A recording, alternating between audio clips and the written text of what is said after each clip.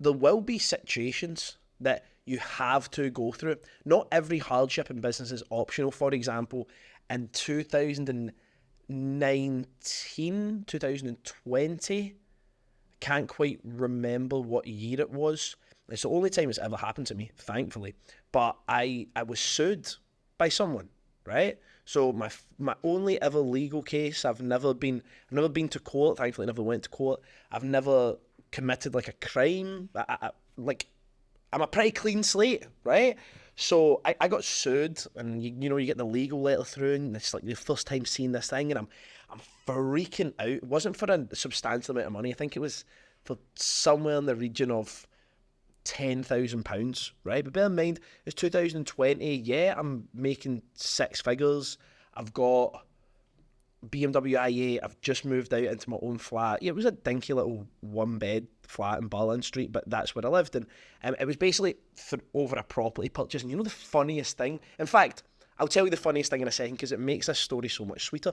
I got sued because of this purchase of a property, which we thought we weren't getting what we'd been told, so we pulled out of the deal, and then we got sued for costs associated, and it was just this back and forth palaver. My initial reaction, being the young guy that's, yeah, you might see a more polished version of me now, but the young guy, working class, grown up in like council flats, when you have problems with people, you go and you deal with them. But I mean, I was a workie. Like, I'd done a full apprenticeship. If I'm saying if someone didn't pay me, I was employed by my dad, and I was his only employee. So it's not like I was gonna go and like fight my dad in the living room. But if I had seen through my dad, if people don't pay, if people have a problem with you, my dad would just go straight to them and just deal with it like a man. That was my reaction, was to go to the person who sued me, meet them, and I was ready, by the way, so you understand. I was ready to turn up there and argue. I was ready to fist fight.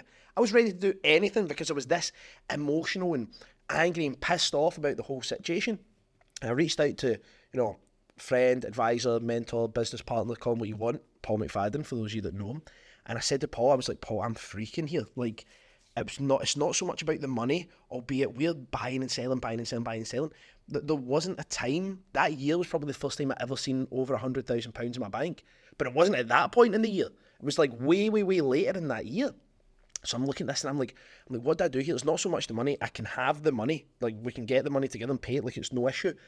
But just the idea of being sued, it was like this attack on my integrity and the stress of it. And this is one of these non-negotiable. I had to go through it. I wasn't choosing to get sued, and I couldn't turn my back and walk away from it. I had to deal with this hardship. It wasn't something that I could learn through the actions of someone else, albeit there could have been stuff I could have managed better in the initial negotiation when potentially buying that asset, to understand if I was definitely getting what I thought I was getting, instead of being maybe a bit too eager. So yeah, there's lessons to be learned from top to bottom here. But I messaged Paul and I'm like, what am I doing? And Paul was like, Richard, you want to be, like a multi-million pound entrepreneur. You want to build big businesses. You want to generate millions in revenue. You want to do amazing things.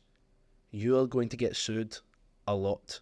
You're going to get legal threats a lot. You're going to be in court at some point. You're going to have to fight your case against someone. You're going to have to pay for the legal fees. Pardon me. You're going to have to do all of these things because you're getting to a point, listen carefully, you're getting to a point where you have something that is worth suing for.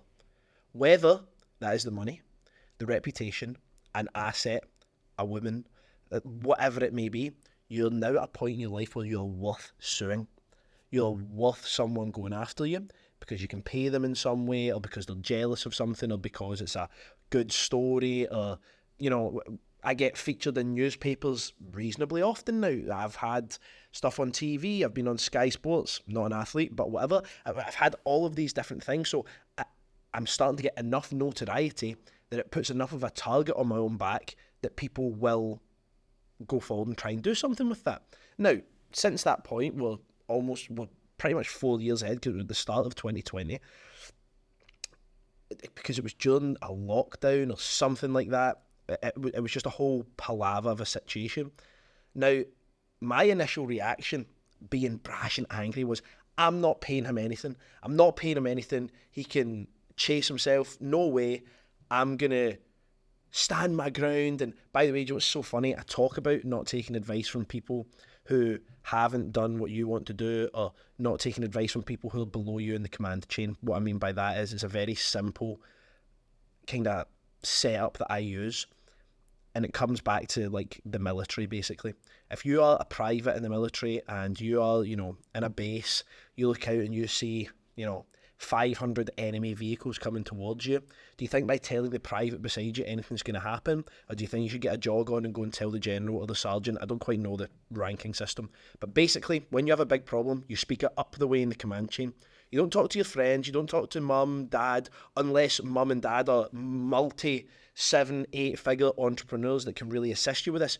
You don't talk it sideways. And I remember saying to friends at that point, because I was so shocked and I just felt like I needed to speak, so I broke my own values, my own rules, and I was like, guys, you know, sack this guy, I'm not paying him anything. And all my friends were like, yeah, stand up for yourself, don't be bullied. And I said to Paul, I was like, what do I do here? And Paul's like, phone him and offer him money. Settle outside of court if you feel like. I felt I could, you know, get the money back off someone else, and like it was a triangle, this situation. So it was like I pay him and then someone else pays me, and there was going to be a way to recoup some of the funds. And what would have cost me £10,000, I think we settled for something like £4,000, and I managed to get half of that back. It cost me £2,000. Right now, it's not a lot. It's a really, really, really insignificant amount of money, right, for what I was doing at the time, where I was wanting to go. £2,000 was not a lot. It was the situation of being sued. Now, after paying that, and by the way, arguing back and forth with the person, myself and the person that sued me actually became pretty good friends. We had loads of different opportunities we looked at together. The person's got a really impressive portfolio. I won't name them because anyone in the Glasgow property world would probably know them, and he's moves very silently and quietly, but a very kind guy, extremely respectful, just clearly an excellent businessman. And now me, just a couple of years later, I totally understand that situation from his perspective now as well. I totally understand it, and dare I say, if it was me, I would probably do the same, right? Like, I totally get it now, but that young first experience, it was so hard. Now, no legal issues since then, awesome. But I know and accept that they are going to come. Do I know when, for any particular reason? I don't. But I know that they are going to come because I've got something worth suing for now. A brand name, a personal name, money, whatever it may be. It's over IP, it's copyright. Oh, I think you copied this thing that I'm doing, or whatever. Something is going to come. That is a reality of entrepreneurship. You're building something that is worth someone trying to take from you.